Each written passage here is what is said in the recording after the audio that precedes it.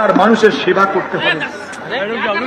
সেবার মন্ত্রে যে উদ্দীপিত হয়েছিল, সেবার মন্ত্রে দীক্ষিত সেই চিকিৎসক আমাদের মেয়ে আর বোনটাকে কাউরি জানা ছিল না সে রাত্রে তাদের উপরে নেমে আসবে ভয়ঙ্কর আক্রমণ। তার বাবা মা বলছিল, মেয়ের সঙ্গে 11টার পরেও কথা হয়েছে। তখন মেয়ে আমাদেরকে জিজ্ঞেস করলো যে তোমরা খেয়ে নিও, আমি খেয়ে নেব। আমরা ভাবলাম ঠিক আছে, প্রতিদিনের মতন আবার কাল সকালে কথা হবে। কিন্তু সেই রাত তাদের জীবনের, তাদের আদরের মেয়ের শেষ রাত হবে, তার বাবা মা সেদিন বুঝতে পারেনি।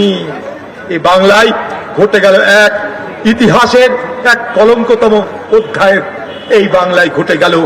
বাংলার মানুষ তার সাক্ষী থাকলো।